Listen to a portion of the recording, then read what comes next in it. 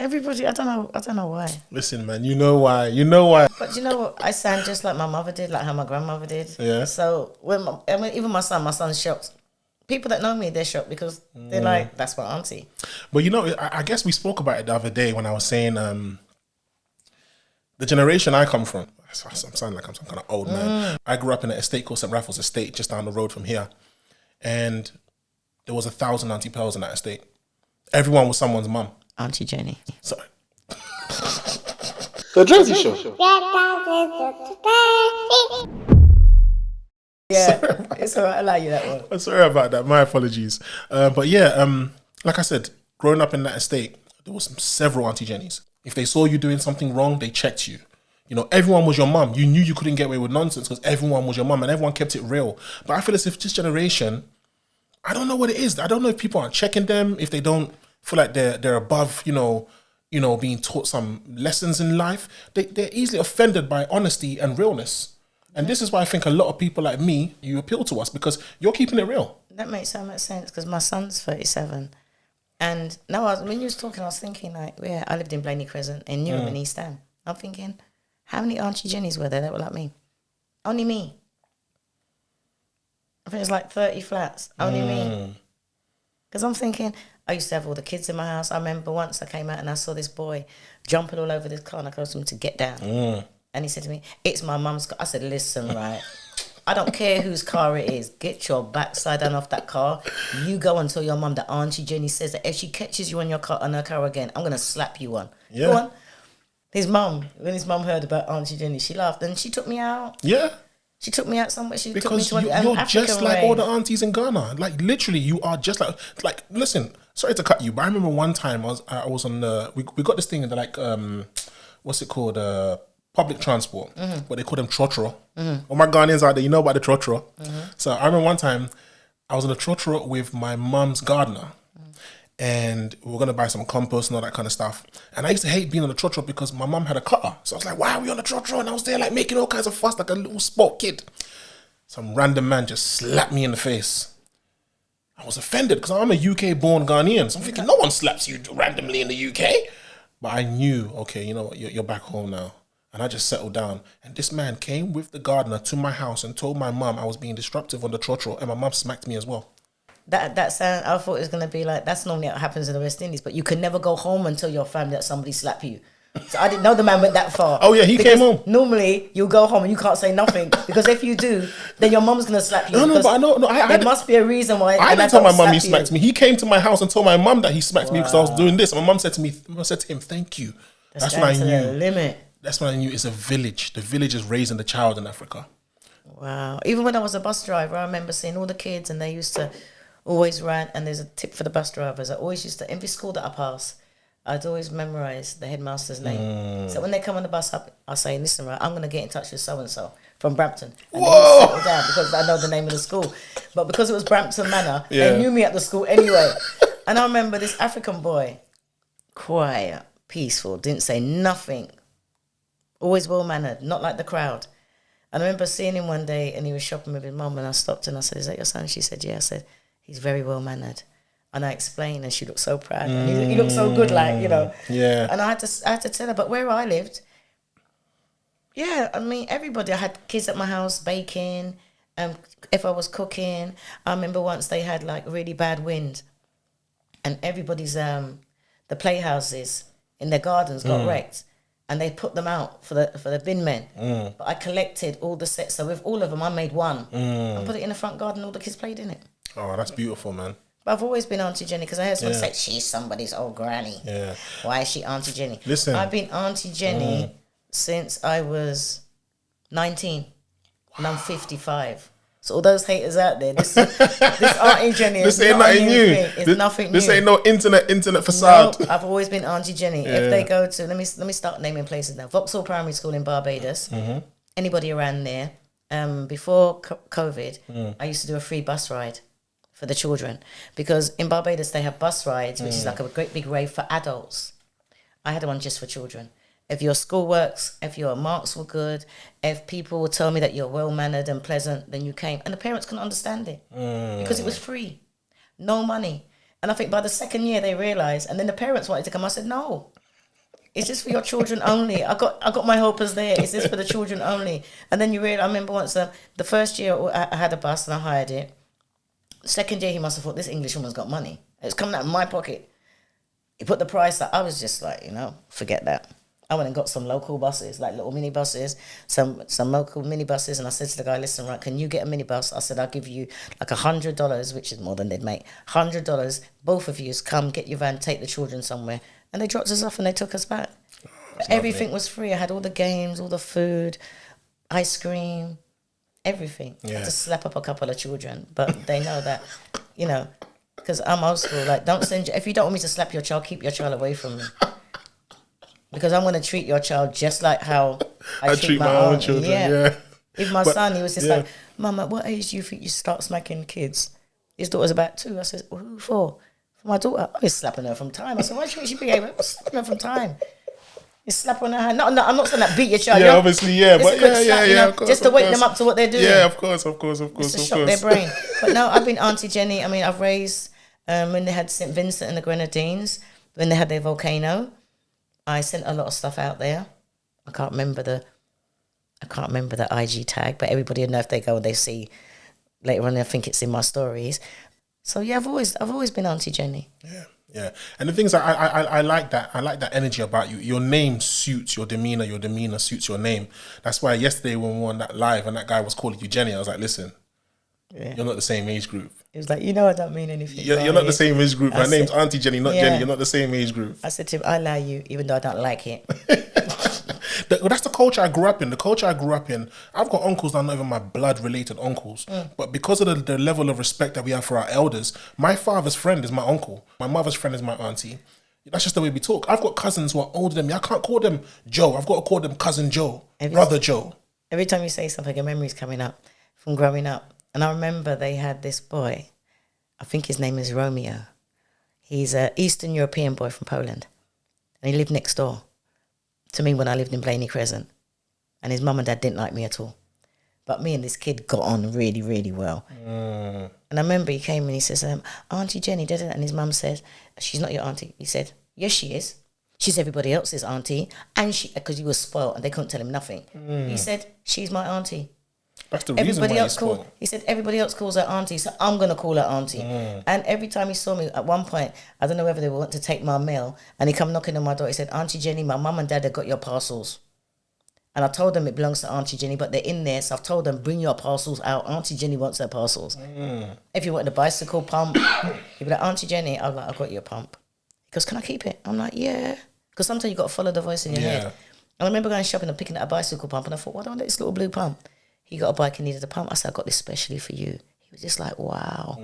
But he never disrespected me. And he always saw me as auntie because everybody else, it didn't matter, the Indian boys, the white boys, the Eastern European boys, the black boys, everybody ran there. I was always Auntie Jenny. And they were telling him, no, she's not your auntie. He said, yes, she is. You know what? I wish there were more like devoted and strong charactered women like you for this generation of young girls and young men to, like, especially the men like from your generation as well. I wish more of them were involved in the raising of these children, because some of the girls that you talk to on the podcast clips that I've seen and some of the full length one that I've watched, they seem to be shocked by you telling them, wait, let me finish. They seem to be shocked by you telling them, to carry themselves a certain way or to think a certain way. It's almost if no one elder can talk to them. Now, I saw this clip the other day, and I'm not going to lie, I thought of you straight away, and I've got to play it to you. Okay. I saw this, and I said, Auntie Jenny needs to give me her view on this. Let me just get this up. This is going to... It's shocking me already. I'm telling you, this is going to make you feel... I don't know what to say about this. This is going to make you feel a certain way. It's going to make you feel a certain way. You ready, yeah? Okay. I really know about love, the only thing I know is finesse these men. Get it how you live, don't care about the cost, I'll tease them and scam them again. I won't settle down for a bag, nigga tell me to the bank, then double the spread. Going out dinner with the monthly upkeep, now I'm gonna fucking finesse his friends. Now I'm 18, I'm illegal, baby, all of demand him, just wanna fuck. But I don't mind, I might just hit if he's breaking bread and he moves like a boss. I tease these men for the money, they think I'm a slag and I don't give a toss. And stop telling my dad I'm a bad one, he already know and he don't give a fuck. Now I'm 18, I'm illegal, baby, all of them and them just wanna fuck. But I don't mind, I might just hit if he's breaking bread and he moves like a boss. I tease these men for the money, they think I'm a slag and I don't give a toss. And stop telling my dad I'm a bad one, he already know and he don't give a fuck. I swear these niggas don't have no shame. You see a bitch just young and getting it, now you wanna all act fake. I've been putting in work, what nigga tried to attach his dick to my name? Got mentioned. So I didn't expect that. Wow. Yeah. So I saw this clip, and I'm not gonna lie. The first thing I thought of was you, and I was like, I wonder what Auntie Jenny thinks about this. I tell you what the problem is, right? Yeah. People my age, they're scared. They're scared. I don't give a toss, but they're scared. They're scared that if I say something to your child, you're going to come out, you might shoot me, you might want to beat me up or something. So everybody, there's no village anymore. Yeah. And you don't know who your neighbours are anymore. Yeah, yeah. And I think they're just scared because England's giving the kids too much, they've got too many rights. Yeah, yeah. You know, oh, you can't slap your kid. I don't mind being arrested for slapping at my child. You can see clearly she's not a disciplined person. No, she mentioned her dad. My dad don't give a fuck. She mentioned her dad, and I was just thinking, no. And I think that's what it is. And I find that, especially African people, now, and I say African people because they're the only ones I know that, I've seen them, and from when they're young, I'm talking about what I've seen. I'm trying to think of her age now. I remember seeing a girl about 9 in church. 9. Was she 9? She was in my Sunday school because I was a Sunday school teacher. And I think it was either her eyelashes, her eyebrows, or her nails done, something like that at that age. And I was like, and the mum was like, well, what's the problem? And then you can see them, why you got to get your eyelashes and your eyebrows done and this and that and whatever, and you're at school. And I find that a lot of parents, especially I say African, because the West Indian parents, they don't spend as much money on their kids like the Africans. The Africans go way out ridiculous. Ridiculous. When it comes to clothes, when it comes to technology, everything, they just go all out ridiculous. It's just like, oh, we've been poor for so long, now we got to keep up. Yeah, that could be the reason. That sounds like the most rational reasoning. Even the Gucci and whatever. Why are you going to buy a child a Gucci handbag for Christmas? Why? My mum never did that for me. My mum never got me, name brands. When I was old enough to make my own money is when I got name brands. Yeah. But I've never been into like luxury brands. I've always bought like Nike, Adidas and stuff like that. And if I buy like nice clothes, I'll go to like a nice like one-off place and buy something nice. I'll never buy Gucci. I've never worn Gucci, Fendi, none of that stuff before ever in my life, to be honest. But nowadays, if you buy your child clothes from Primark, they might suffer trauma. Yeah, they'll probably get bullied, teased. And everybody knows what I think about. I don't really care. You need to get teased. You need to get strengthen teased. your character. Strengthen your character. Yeah, man. My son never got nothing. He never got nothing. He never got no Christmas presents. My grandchildren don't get no Christmas presents. I can't lie. I got quite a few presents as a kid. No, I got socks, boxer shorts and stuff like that. You see, my son, we never bought Christmas presents. I raised him to know it's a waste of money. Wait till January, then we go shopping. So he always thought that people were stupid because, oh, they're going to buy this month. Look how much it is now. Yeah, Because it always had to sell after Christmas. It was never the sales before Christmas. But kids have got too much rights now. And that girl, oh my word. I think there's also no shame as well, because you can tell like she doesn't care what relatives would think, because that's out there. That's out there in the public domain. It's out in the internet sphere. It's out in the internet sphere, but people my age won't see it.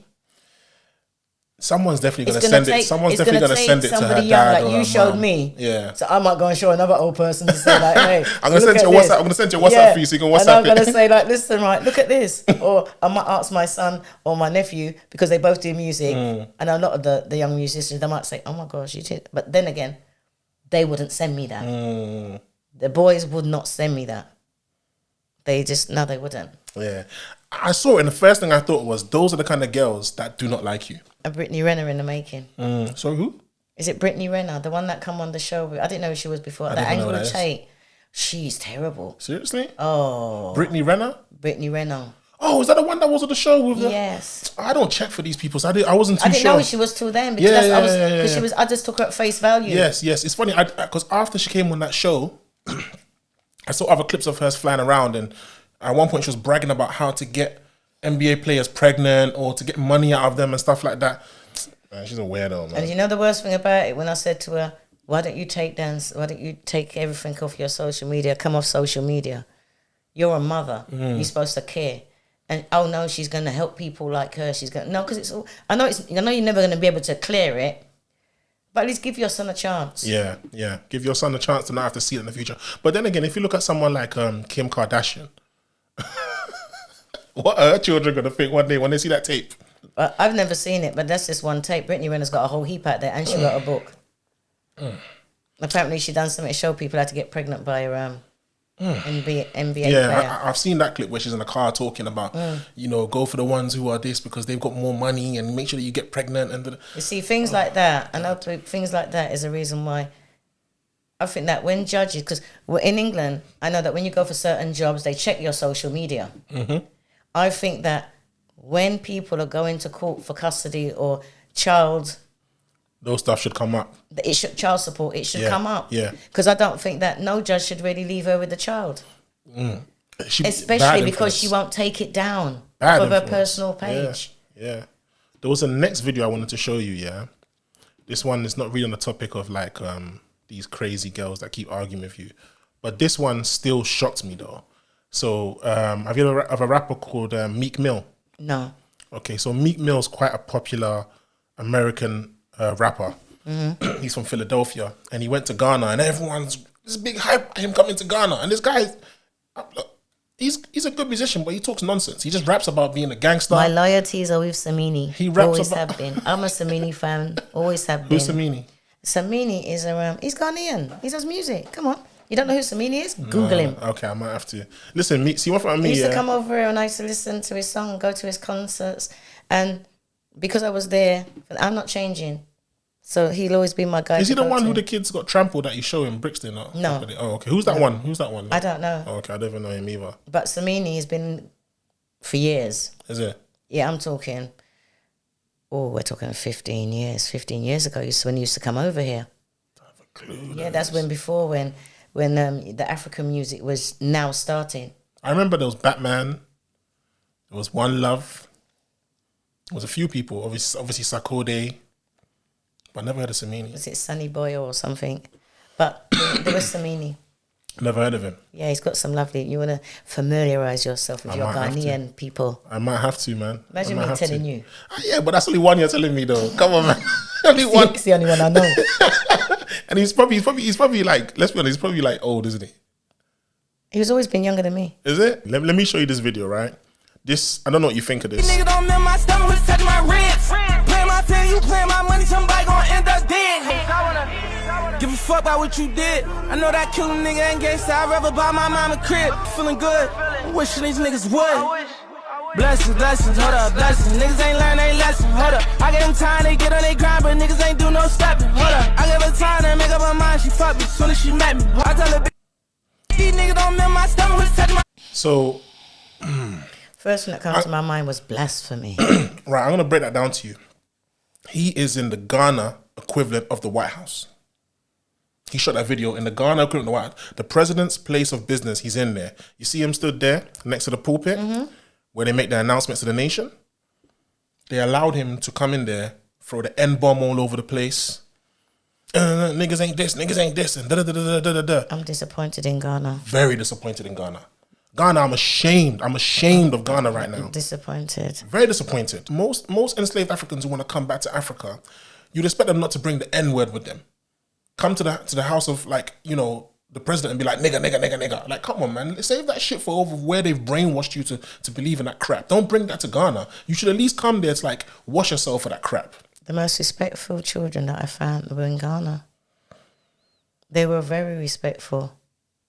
And I think one thing I did agree was the cutting the girls' hair so everybody looks the same when they're in school, so that they don't get carried away. Because I remember they had a girl, and I think she was light skinned. You know, they want her to be an actress or something, and I think she was rebelling.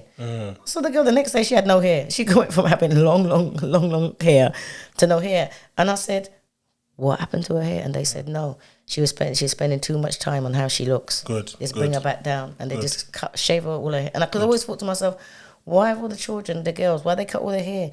Is it a health thing? Is it no? And they said no. When they go into school, they're not concentrating on hairstyle or anything. They're concentrating on their work. Yeah, same with the boys. I remember like getting back in the days. What's his name was very famous. MC Hammer and Bobby Brown, and they had the line and the haircut to the side. And I went and got that haircut, and my dad, when I say I got treated like a punching bag, cut my head bald. In Barbados, you could have had that for the school holidays, but not for school. Not for school, definitely not for school. Not for school, Definitely back. not for school. But that just brings down Ghana. It makes a mockery of Ghana. It does, definitely makes a mockery of Ghana. And that's scary because Ghana is one of the last few places where it is nice and respectful, and I do feel safe there. And there's none of that. I never saw any of that kind of stuff there. I never even saw the kids dressing like that. Yeah. Nobody I don't know of any place where they've allowed a rapper to go and perform or to record in their official buildings. None. So why Ghana? It's a joke, man. It's a joke. Literally, there's so much stuff that Ghana is doing well, and so many things that they're just selling out. This is one thing that they're selling out. Yeah. Because now all he's done is empowered the hoodlums. Of course. Because now, as far as they can, and that makes the attitude even worse. Because now it's like money talks. Yeah, money talks. We can buy our way into Don't anything. worry, you can go and shoot a video even in his bedroom if you want. The president don't give a damn about nothing. Depending on how much money. Yeah. And the worst thing about it is that when you work out the money, when you change it, The exchange rate, the when currency. you work out the exchange rate, they're paying them nothing. I'm hurt when I see that. Like, I saw that video this morning and I was like, wow. And Then there's my so brother many sent it to good me. Ghanaian artists And they would never get a chance that to do are that. doing good for Ghana. They'll never get a chance to film in there. And they're locals. They'll never get a chance. They probably drive past there every single day, providing, tax money to their country, and they will not get a chance to do that. This man hasn't provided nothing. He's came to do a festival. He's taking money from Ghana. I'm just surprised no one from his entourage and from the entourage that brought him to Ghana, not one single person thought, hey, this is a bit too much. Let's not do this. They all just thought, yeah, great idea. But the thing is, they don't care. They got no respect for no one, so they don't care. It's down to the president and whoever looks after the president's house and his offices that they should have been saying it. Yeah. Oh, what are you going to sing? Is it going to be something? Let me hear the song, see what it sounds like before we even... You might want to sing something praising Ghana. Yeah, for real. But blasphemy. That's what that is. It's blasphemy and violence. Man. That's what I heard. What a shame. What an absolute shame. What an absolute shame. And that's the way the world's going, because everything's all about money now. And it's all about getting it quick. Yeah. Why should that girl go out and walk when she can make a song like that, go half naked? Yeah. And she can make it. And they're not thinking about, I'm making it now. What am I going to do in 20 years' time, in 30 years' time, in 40 years' time? What's going to happen then? Yeah, I think a lot of people, they when they think of the future, they don't think of where they're going to be. I think people just think of tomorrow. They don't think of like the distant future. They just think of tomorrow. What plans they've got tomorrow, what plans they've got for next week, but they don't think of the distant future. Because I remember I was talking to you the last time we spoke, and you were talking about pension and how, you got your pension early and you made sure that you bought your house and everything. And it made me think there's certain people, they're not even, like, I've got certain friends who, at some point I had to distance myself from them because they're not trying to buy homes. No, my friends thought that was crazy. And then I even had and the thing is, now think about it, there was an old lady and she was the only old person, she's older than me, and she said to me, I don't know why you bought your house. I'm not buying anything to leave to my children. And she's been renting all of these years. And I thought to myself, everybody else is saying, well done, Jen.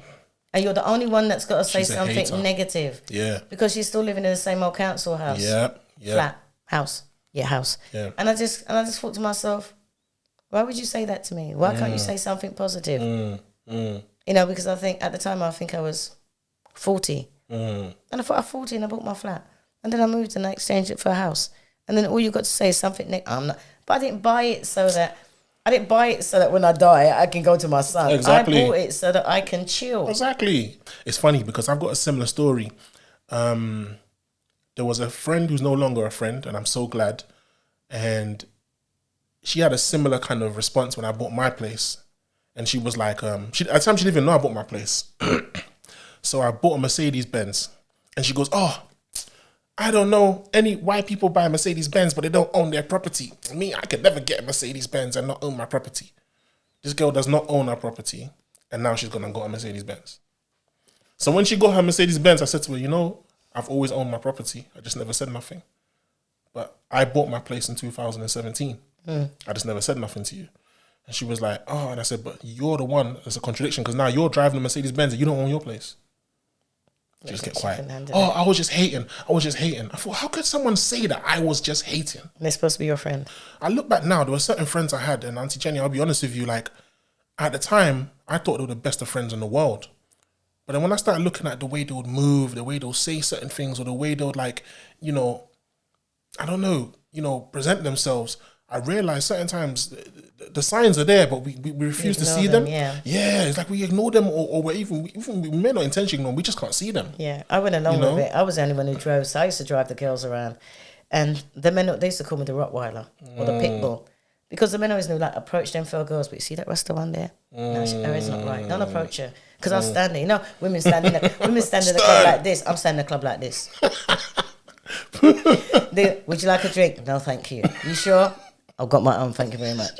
And I remember going to, what's that place called? Manjaro's? Don't know what that is. It's a Ghanaian place. They used to have dancing and Ghanaian music. And back in the day, I see them at Open One in Whitechapel. I used to spend lovely time in there. And I remember I had a nice short skirt. And I went over there with my African friend. And nobody would talk to me. Everybody's well polite. And somebody said, is she with you? So he said, yeah, Auntie's with me. And they said, you notice that nobody's approaching her. They approached all the other women. They were dancing up all the other women. And he said, yeah, he goes, because my shirt, because I always tell people I've got no backside. So I can wear short mini skirts because I've got nothing to pull up. Nothing's riding up, nothing's pulling up. Where it stands is where it stands. So I could get away with wearing, I had a skirt that was 18 inches from waistband to hem, 18 inches. It was one of my favourite skirts by Ted Baker. I loved it. I absolutely loved it. And I wore this skirt, and later on the guys got to know that, she's all right, she's a friend of Nash's. And they said, we'd never approach you, I said, why? They said, we've never seen anybody in such a short skirt stand up with such a stance.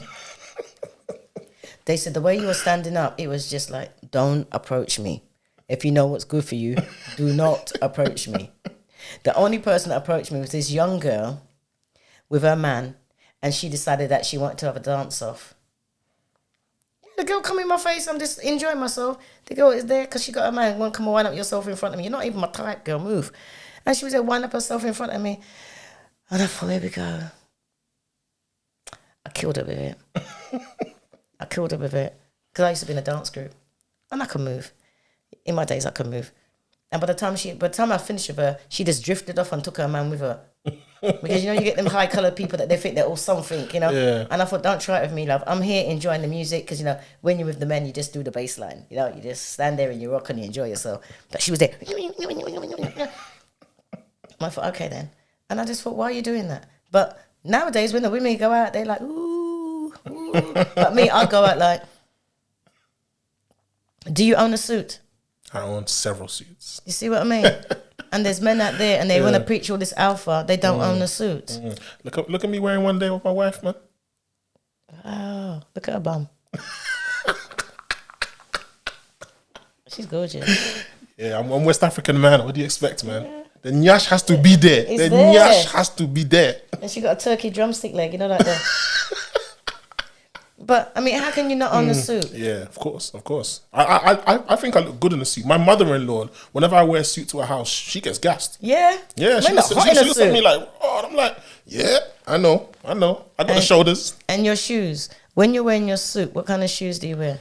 I wear beautiful, nice black shoes, man. Well polished. Where'd you get them from? Marks and Spencer's.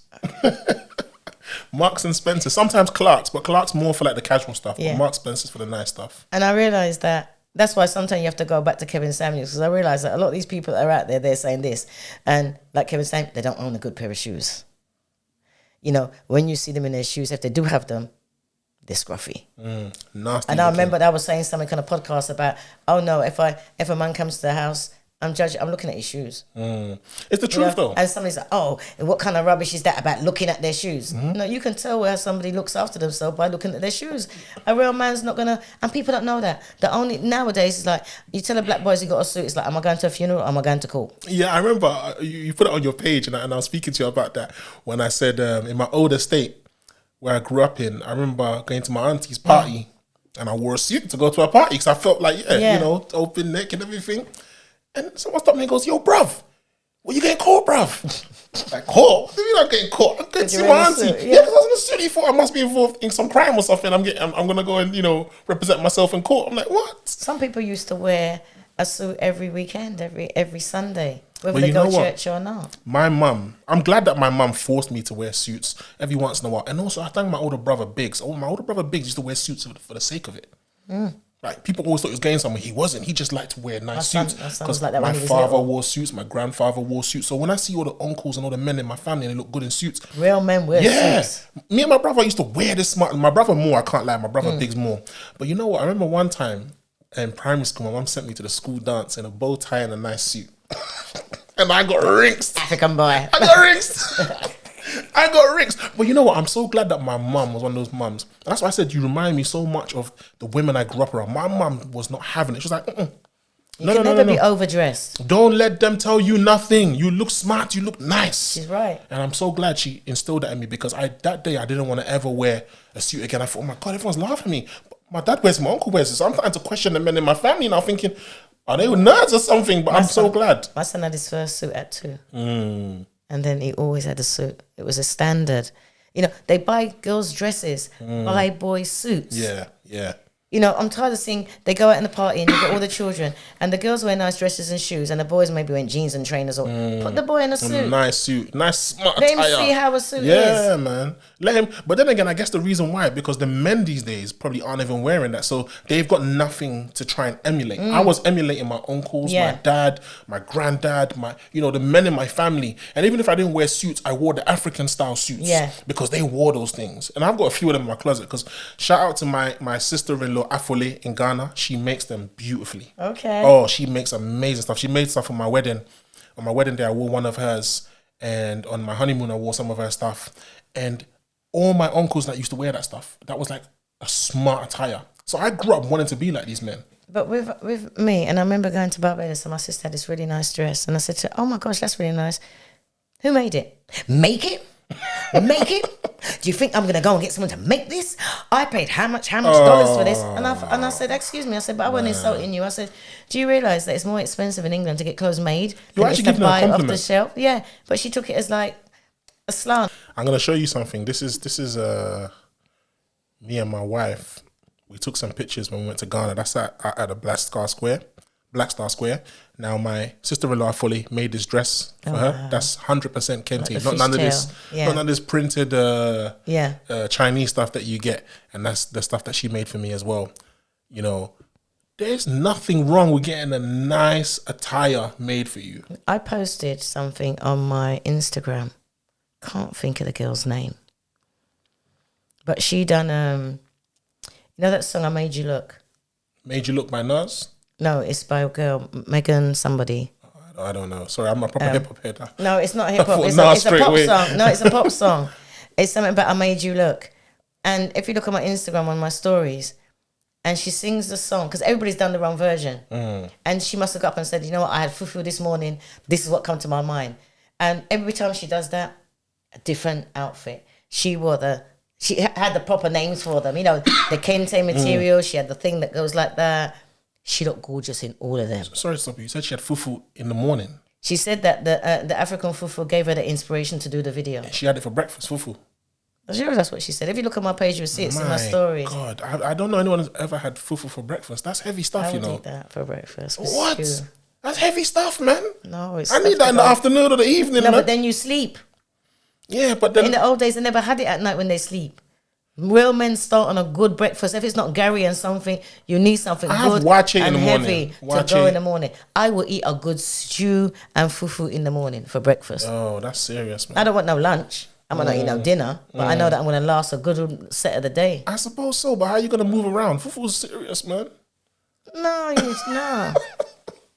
The thing is that you find that black people, when they got no good food, they eat it really fast, and before you know it, you're too full. You're right. And also, one thing about Africa, and also I'm sure it's the same in the Caribbean, we're not always moving sporadically. Like over here, you eat and you run out, and you never get a chance to actually settle down. Yeah. You know, your vibe is always like sporadic, you know? Somebody said to me that they suffer from anxiety. I said, no, you just got too much energy. Go and jog. And they went jogging. I said, well, just pray and jog every morning before you start your day. Just burn off some of the excess energy. And I find it's not so much that we move around so much. We need to move around more. That's why we're all becoming overweight, because we don't use our technology. Yeah, for real. We don't use our hands. We don't do stuff. Yeah, like our nowadays, ancestors. If a man wants to paint, he'll get a painter in. Yeah. I do it all myself. I've done all this place myself. I like it. Your wife's got very good taste. I like the stuff in the toilet. Yeah, my wife the is... little things in frame. I love all of them. I was like, can I take a picture of Google? No, I didn't have my phone with me. I wouldn't do that. The toilet seat thing, I like that. But she's got very good taste. No, she does. She has very, very good taste. We argued most of the time because I thought it was a bit too expensive. But in the end, I'm like, you know what?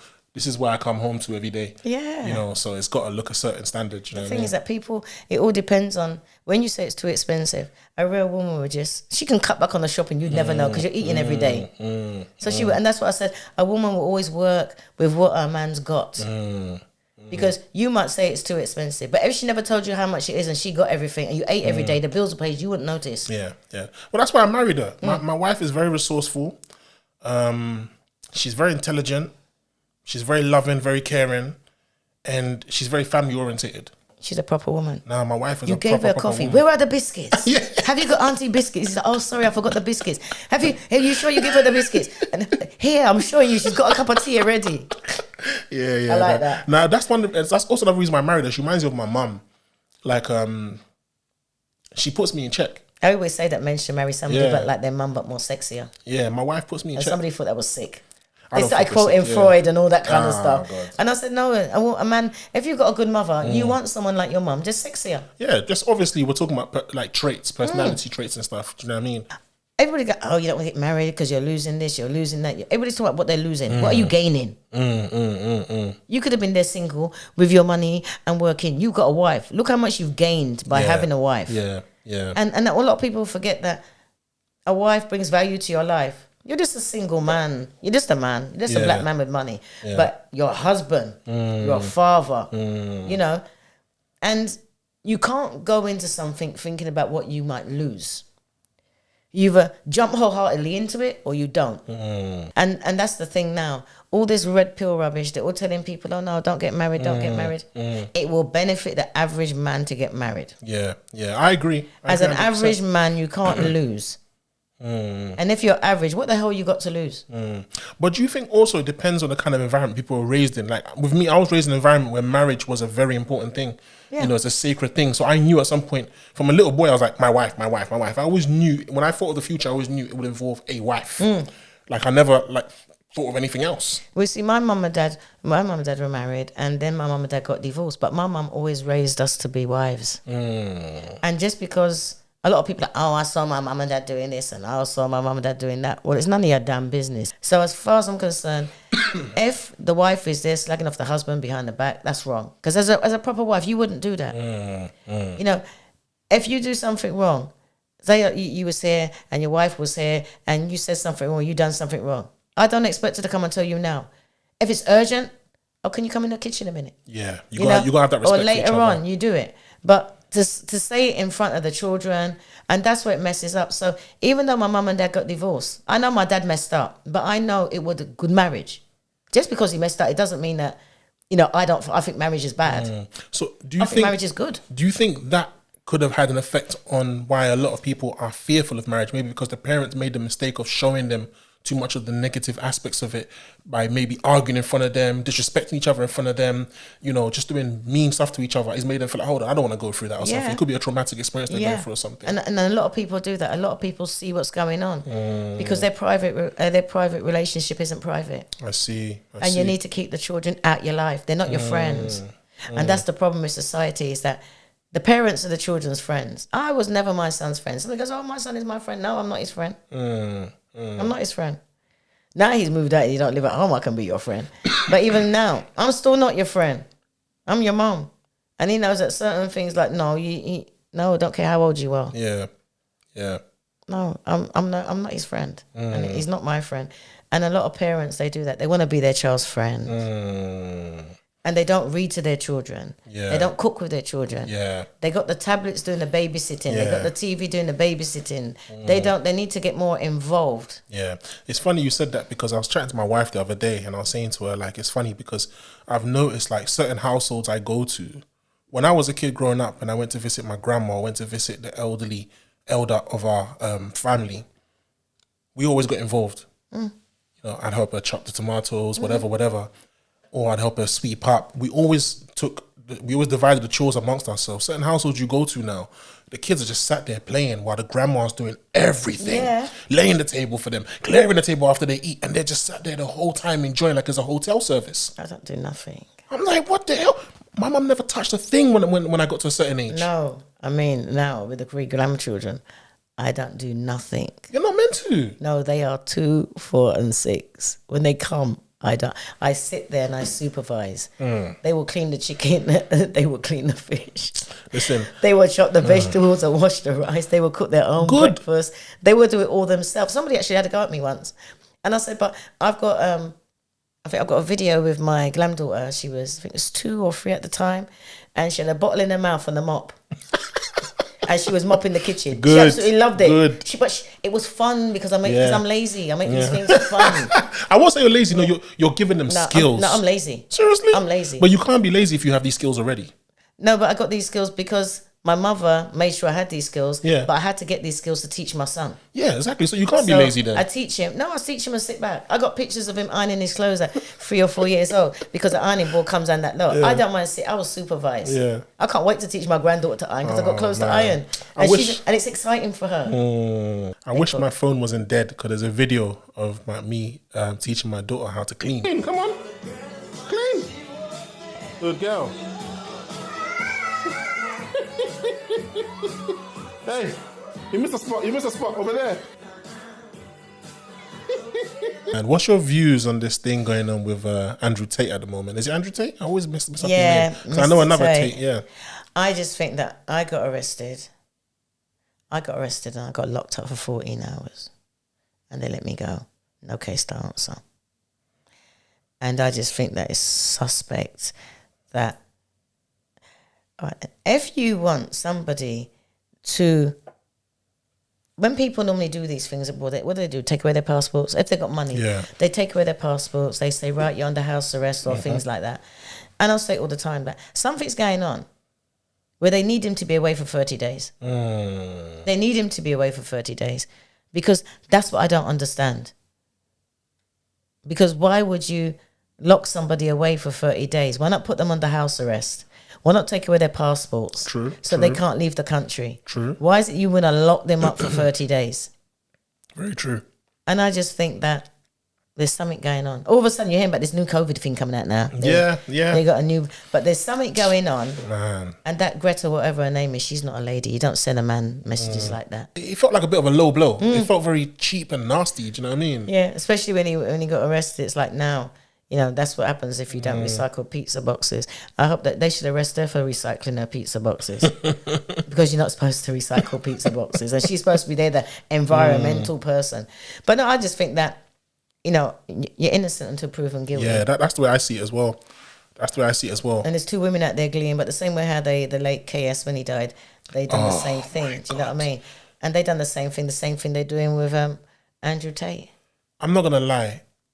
KS, yeah. I was shocked when I saw some of the messages that people were posting. I was disgusted. I was so shocked. Like, the man's dead, and the way they were disrespecting him, it was scary. And they're all going to end up leftovers or fat, lonely whales. Yeah. They're going to have to buy a dog and die. Yeah. Listen, Auntie Jenny, it's been a pleasure. Yep. It's been a pleasure. Thank you so much for coming down to the Drazzy Thank you so much show. for having me. It's been a beautiful conversation. Yeah, we're going to do it again one day. Anything you want to say? I want to say, support him. Check out his show. He's a good man. He must be a good man because if he wasn't a good man, I wouldn't be here.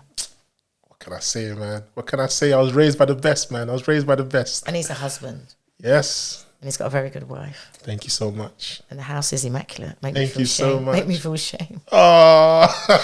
I can't wait for my grandson to come down and do housework. Put them to work. Yeah. But guys, listen. Peace. God bless. Make sure you like, comment, share, subscribe. Auntie Jenny, thank you so much. You're welcome. Thank you. The Drazzy Show.